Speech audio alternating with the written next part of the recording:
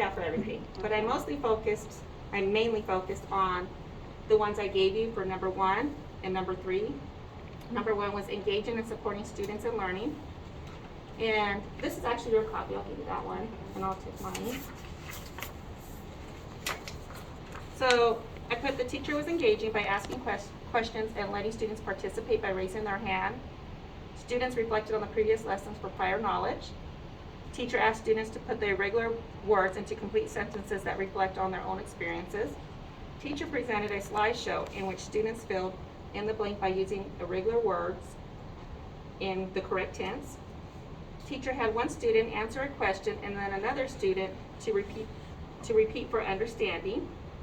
Teacher encouraged students to read their sentences at the end of the lesson. Okay. And I think they really love sharing their sentences, but again, it is a little They difficult do. for them to hear and to With the be mask? heard. Yes. with I the could hear mask. 'em. I could hear 'em Okay, good. that was, oh, then that's good, because you were in the back of the classroom, and I worry about them And hearing. and then, so I did number 2 for you, but I'll go ahead and go over that last. I'll go over number 3 for you, because this is what we focused on. Number 3? Uh-huh. I did all of them, but I'm going to go ahead and do number 3. Understanding and organizing subject matter for student learning. Teacher demonstrated knowledge by using the whiteboard and a slideshow presentation to demonstrate examples of irregular words.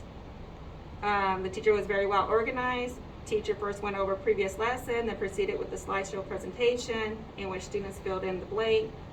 And lastly, students worked individually. Teachers gave students a worksheet, which is this tool, for a reference on irregular words. Teacher used technology by presenting a slideshow on the smartboard. All students had paper and pencils. Students formed sentences that related to their own life experiences. Teacher asked students questions to check for understanding. Teacher had another student repeat what one student said to make sure everyone was comprehending the lesson. I gave you E's for both the 1 and the 3 because I thought you did a really good job. Actually, I gave you E's on every single one except for number 2 that I didn't tell you to focus on this one, but for number 2, I gave you meets. And the only reason why I did that was so creating and maintaining an effective environment for student learning. And what I noticed is that you did not put on your whiteboard was the learning goal for the day. And I just believe that as a coaching tip that they should know what they're doing every single day, what their learning goal is, what they're looking forward to every day. And then everything else I gave you exceeds.